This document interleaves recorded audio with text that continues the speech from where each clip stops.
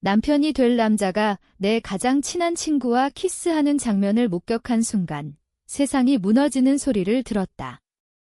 너 같은 여자는 결혼할 가치가 없어 라는 그의 속삭임이 내 귓가에 영원히 새겨졌다. 그날 아침 서울의 번화한 거리에서 나는 평소처럼 지하철을 타고 결혼식장으로 향했다. 피곤한 몸으로 하지만 기대에 부풀어. 5년간의 연애 끝에 드디어 오늘 우리는 부부가 된다. 그런데 왜일까? 도착한 순간부터 불안감이 스멀스멀 피어올랐다. 신랑 측 하객들이 나를 힐끔힐끔 쳐다보는 시선이 이상했다. 설마라는 생각이 스쳤지만 나는 애써 무시했다. 결혼식은 순조롭게 진행되었다. 서약을 하고 반지를 교환할 때까지. 하지만 축하 파티에서 화장실로 향하던 중 복도에서 그 광경을 보았다. 내 약혼자, 민준이가 내 친구 수연과 입을 맞추고 있었다. 그들의 손은 서로의 허리를 감고 웃음소리가 새어나왔다. 나는 그 자리에 얼어붙었다. 숨이 막혔다. 왜 나일까? 왜 지금일까? 나는 조용히 자리를 피했다. 결혼식장을 나서며 눈물이 흘렀지만 소리는 내지 않았다. 집으로 돌아와 침대에 누워 그 말을 곱씹었다. 너 같은 여자는 결혼할 가치가 없어. 이민준이가 수연에게 한 말이었다. 나는 그걸 엿들었다. 나 같은 여자.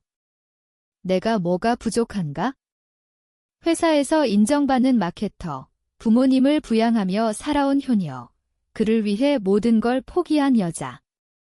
그런데 가치가 없다고? 그날 밤 나는 울지 않았다. 대신 창밖을 바라보며 생각했다. 왜 나는 항상 참아야 할까? 어린 시절부터 아버지의 폭력 앞에서 어머니처럼 참았고 직장에서의 괴롭힘도 참았다. 이번에도 참아야 하나? 아니, 이번엔 다르다. 이건 단순한 배신이 아니다. 내 인생을 송두리째 빼앗은 모욕이다. 다음 날 나는 출근했다. 평소처럼. 동료들이 결혼 축하해 라고 인사했지만 나는 미소 지으며 아직 안 끝났어 라고 대답했다. 속으로는 이미 계획이 싹트고 있었다. 민준과 수연은 아직 모른다. 내가 본 걸 그들은 여전히 연인 행세를 하며 내 앞에서 친한 척할 테지. 나는 그걸 이용할 거다. 서둘지 말자. 관찰하자. 그들의 약점을 파악하자. 민주는 야심 많고 회사에서 승진을 노리는 타입. 수연은 SNS에 중독된 완벽한 이미지를 유지하려는 여자.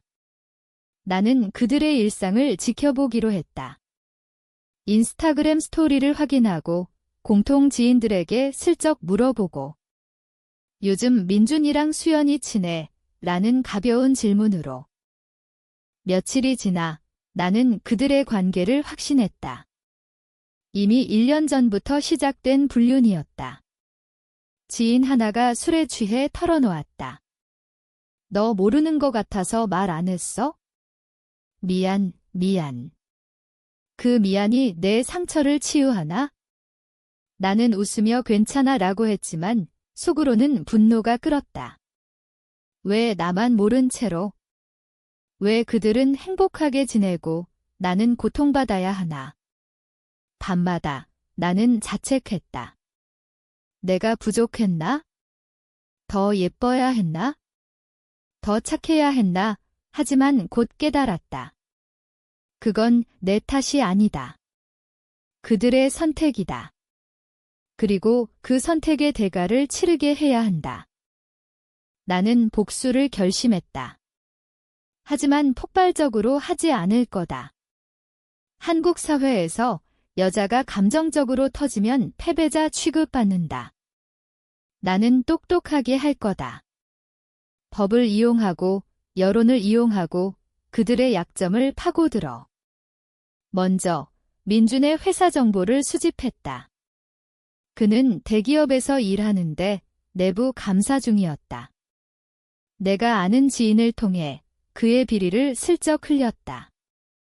아니, 아직 실행하지 않았다. 기다리고 있다. 수연에 대해서도. 그녀는 인플루언서로 브랜드 협찬을 받는다. 만약 그녀의 불륜이 공개되면 그녀의 이미지가 무너질 테지. 하지만 서둘지 마. 나는 매일 일기를 썼다. 내 감정을 기록하며 스스로를 설득했다. 살아야 해. 이걸 이겨내야 해. 복수로. 시간이 흘렀다. 한 달 후, 민준이 나에게 연락 왔다. 우리 헤어지자. 미안해. 전화로. 그렇게 간단히. 나는 돼. 라고 물었지만 그는 그냥 안 맞아 라고만 했다. 수연 때문인 걸 알면서도 나는 울지 않았다. 대신 알았어. 잘 지내라고 대답했다. 속으로는 웃었다. 이제 시작이야.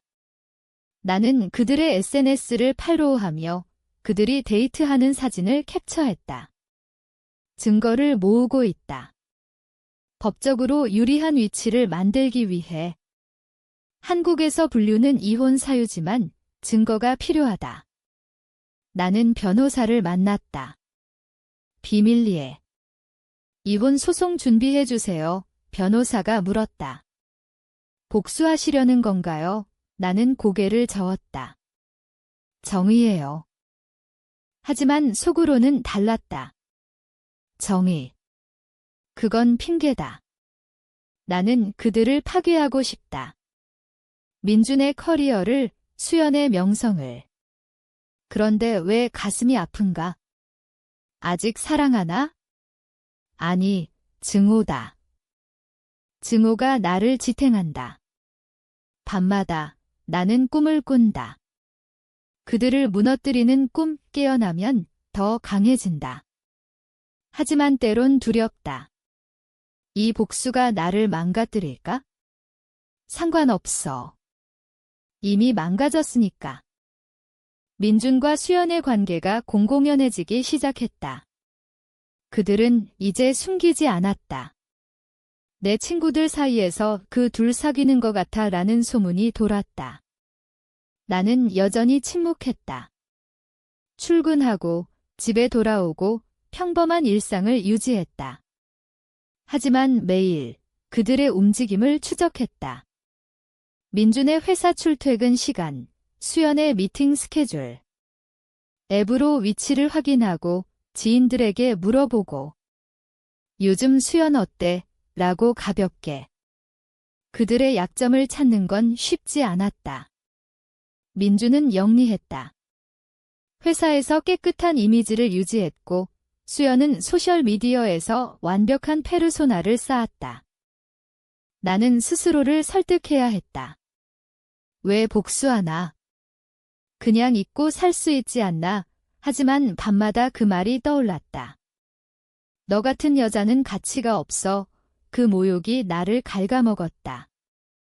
어린 시절, 아버지가 어머니에게 한 말과 닮아 있었다. 너 같은 년은 살아봤자 소용없어. 어머니는 참았고 결국 병들어 죽었다. 나는 그걸 반복하지 않을 거다. 임랭은 아무도 구하지 않는다. 오히려 가해자를 키운다. 나는 그걸 깨달았다. 복수는 선택이 아니라 생존이다. 첫 번째 움직임을 시작했다. 음엠하게. 민준의 회사에 익명 제보를 했다. 그의 프로젝트에서 발생한 작은 오류를 과장해서 자금 유용 의심지라고. 증거는 없었다. 하지만 조사가 시작되면 그는 스트레스를 받을 테지. 나는 지인을 통해 소식을 들었다. 민준이 요즘 피곤해 보이네. 좋다. 그 스트레스가 그를 흔들 테지. 수연에게는 다르게 접근했다. 그녀의 브랜드 협찬 중 하나에 가짜 리뷰를 올렸다. 제품이 가짜예요. 수연이 속였어요. 몇 개의 계정으로. 그녀의 팔로워가 동요하기 시작했다. 진짜, 라는 댓글들이 달렸다. 하지만 이게 다가 아니다. 나는 그들을 만나기로 했다.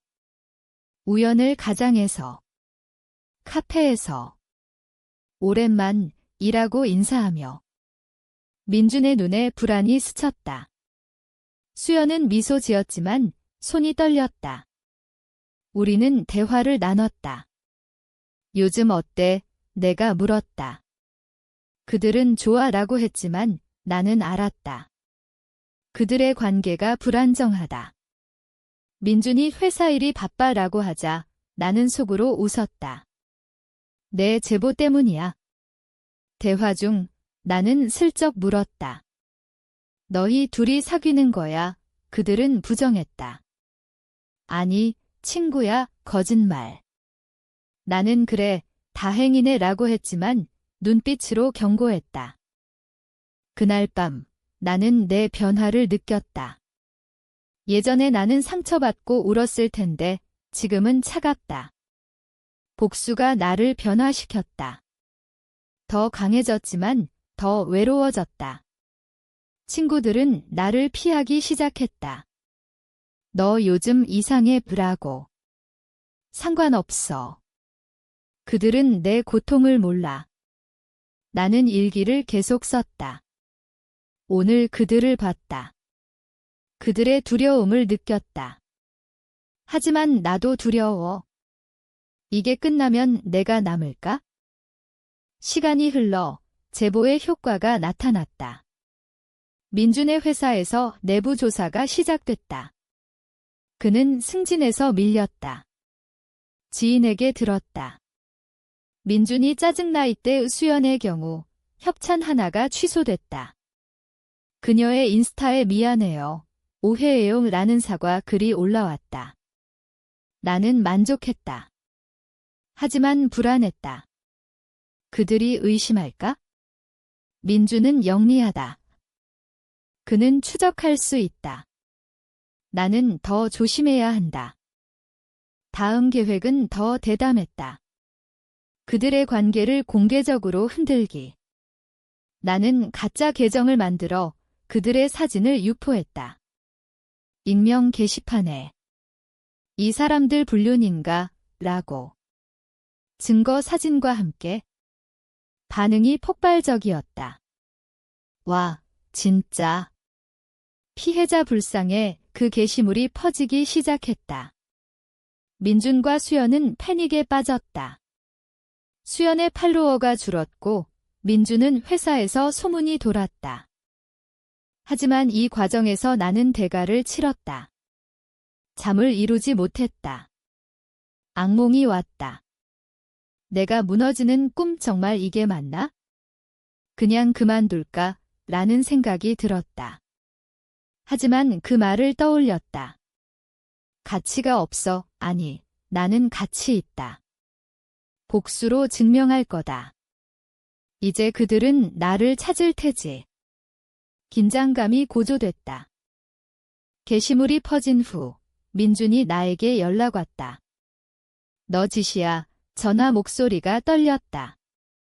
나는 태연하게 무슨 소리야? 라고 대답했다. 그는 잘 알아.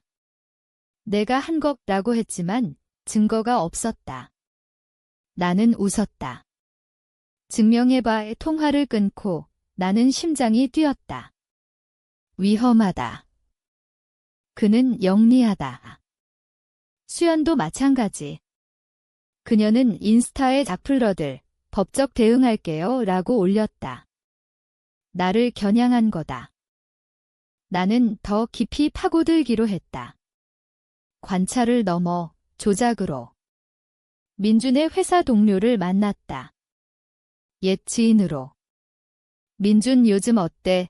라고 물으며 슬쩍 비리를 흘렸다. 그 프로젝트 이상하지 않아? 동료가 관심을 보였다. 곧 추가 조사가 시작됐다. 민준은 더 압박받았다. 수연에게는 그녀의 과거를 파헤쳤다. 그녀가 대학 때 저지른 작은 사기 사건. 익명으로 그녀의 브랜드에 보냈다. 이런 사람과 협찬하나요? 그들의 관계가 흔들리기 시작했다. 지인에게 들었다. 둘이 싸우는 것 같아 좋다. 분열시키자. 나는 그들을 따로 만났다. 먼저 수연을. 우리 이야기 좀 행 카페에서. 그녀는 불안해하며 왔다. 민준이랑 헤어졌어. 내가 물었다. 그녀는 아니라고 했지만 눈이 피했다. 나는 그가 너한테 한 말 들었어. 가치 없다고. 그녀의 얼굴이 창백해졌다. 어떻게 알아? 나는 미소 지었다. 알아. 조심해. 다음은 민준. 그는 화가 나서 만났다. 그만해 일하고. 나는 뭐를 일하고. 그는 내가 복수하는 거 알아? 나는 인정하지 않았다. 대신 너희가 나한테 한 짓 생각해봐. 그는 미안해. 하지만 끝났어 라고. 미안. 그 미안이 내 상처를 지우나? 나는 속으로 분노했다. 하지만 겉으로는 차갑게. 좋아.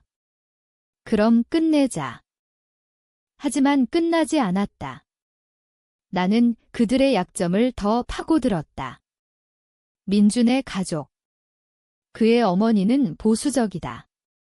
나는 익명 편지를 보냈다. 아들이 불륜 중이에요. 증거 사진과 함께. 어머니의 반응은 컸다. 민준이 지인에게 털어놓았다. 엄마가 화나셨어. 수연의 경우 그녀의 친구권을 흔들었다. 가짜 소문을 퍼뜨려. 이 과정에서 내 심리가 변했다. 예전에 나는 동정심이 있었다. 지금은 없다. 그들을 괴롭히는 게 즐겁다. 하지만 밤에 거울을 볼 때 두렵다. 이게 나인가? 괴물이 됐어. 자책이 왔다. 복수가 나를 소비한다. 친구 하나가 물었다. 너 괜찮아? 나는 등이라고 했지만 속으로는 아니야. 하지만 멈출 수 없어. 민준과 수연이 반격했다. 예상대로. 민준이 내 회사에 제보를 했다. 그녀가 스토킹해요. 내 상사가 불렀다. 무슨 일이야? 나는 부정했다. 증거가 약했다. 하지만 스트레스가 쌓였다. 수연은 소송을 걸겠다고 협박했다. SNS에. 나는 불안했다. 실패할까? 하지만 더 강해졌다. 이제 법을 이용하자. 이혼 소송을 제기했다. 불륜 증거를 제출하며. 재판 준비 중. 나는 그들을 봤다. 법원에서. 그들의 눈에 공포가 있었다. 좋다. 하지만 나도 지쳤다. 복수의 대가. 수면 부족, 식욕 상실. 이게 가치 있나? 라는 생각. 하지만 그 말을 떠올렸다. 계속하자. 약 1022. FIL24. 소송이 시작됐다. 법정에서 민준은 변호사를 통해 합의 이혼을 제안했다. 하지만 나는 거부했다. 불륜 증거가 있어요. 판사가 증거를 봤다. 사진, 메시지. 민준의 얼굴이 일그러졌다. 수연은 증인으로 불렸다. 그녀는 우리는 친구예요 라고 했지만 증거 앞에서 무너졌다. 재판은 길어졌다. 언론이 관심을 보였다. 대기업 직원 불륜 스캔들이라는 기사가 나왔다. 민준의 회사가 압박받았다. 나는 여론을 이용했다. 익명으로 기사에 댓글을 달고 소셜미디어에서 확산시켰다. 피해자 응원해요. 반응이 왔다. 민준의 이미지가 추락했다. 회사에서 해고 위기에 처했다. 수연의 인스타 팔로워가 반토막 났다. 브랜드들이 계약을 끊었다. 그들은 이제 서로를 탓했다. 지인에게 들었다. 둘이 싸워. 서로 탓해. 하지만 이 승리가 달콤하지만은 않았다. 재판 중 민준이 나에게 사정했다. 제발 그만해. 내 인생 망가졌어. 그의 눈에 눈물이 고였다. 예전에 나는 동정했을 텐데 지금은 내가 한 짓이야 라고만 했다. 수연도 연락 왔다. 미안해. 용서해줘. 나는 늦었어 라고. 속으로는 만족했지만 공허했다. 복수가 나를 비웠다. 내 심리가 더 변했다. 이제 그들을 증오하지 않는다. 무관심하다. 하지만 그 무관심이 무섭다. 인간성을 잃었어. 밤에 독백이 이어졌다. 왜 이렇게 됐나? 행복했으면 좋았을 텐데, 하지만 후회는 없다. 임랭했으면 나는 무너졌을 테지. 민준의 반격이 왔다. 그는 내 과거를 파헤쳤다. 어린 시절 아버지의 폭력. 그녀가 정신적으로 불안정해요 라고 법정에서. 판사가 관심을 보였다. 나는 화가 났다. 내가 그걸 이용해 하지만 침착했다. 증거로 반박했다. 재판은 내 쪽으로 기울었다. 하지만 이 과정에서 내 상처가 드러났다. 친구들이 알게 됐다. 미안, 몰랐어, 동정. 필요 없어. 수연이 무너졌다. 그녀는 우울증 진단을 받았다. 병원에 입원했다. 지인에게 들었다. 나는 죄책감을 느꼈다. 너무 갔나? 하지만 그 말을 떠올렸다. 계속. 재판 끝이 가까워졌다. 민주는 해고됐다. 수연은 인플루언서 생활을 포기했다. 그들은 이제 가난하고 외로웠다. 나는 이겼다. 하지만 승리의 맛은 쓰다. 이제 뭐지? 라는 생각. 재판이 끝났다. 나는 위자료를 받았다. 민주는 파산 직전, 수연은 사회에서 사라졌다. 그들은 이제 서로를 미워했다. 민준이 수연을 탓하고 수연이 민준을 원망했다. 나는 멀리서 지켜봤다. 만족. 조금. 하지만 더 큰 공허가 왔다. 복수가 끝나니 나 자신과 마주해야 했다. 밤마다 과거가 떠올랐다. 결혼식장에서의 그 장면? 가치 없어. 그 말이 나를 변화시켰다. 강하게 만들었지만 차갑게. 친구들이 물었다. 이제 행복해. 나는 모르겠어 라고. 행복. 그게 뭔가? 복수가 나를 구했지만 파괴했다. 민준이 마지막으로 연락 왔다. 너도 행복하지 않을 거야, 저주처럼. 나는 무시했다. 하지만 그 말이 맴돌았다. 맞아. 나도 불행해. 유수연은 편지를 보냈다. 미안해. 나 때문에 나는 읽고 찢었다. 용서. 불가능. 이제 나는 새 삶을 시작했다. 회사에서 승진했다. 하지만 관계는 피한다. 사람을 믿지 않는다. 복수의 대가. 인간성을 잃음. 하지만 후회하나? 아니. 임랭했으면 나는 죽었을 테지. 이게 현실이다. 한국 사회에서 약자는 짓밟힌다. 나는 강자가 됐다. 시간이 더 흘렀다. 민주는 다른 도시로 이사갔다. 수연은 평범한 직장인이 됐다. 그들은 잊혔다. 나는 여전히 서울에서 산다. 매일 출근하고 집에 돌아온다. 하지만 달라졌다. 웃음이 적고 눈빛이 차갑다. 밤에 가끔 생각한다. 이 복수가 옳았나? 그들은 파괴됐고 나는 살아남았다. 하지만 누가 진짜 피해자일까? 정말로 가치 있는 삶이란 뭘까?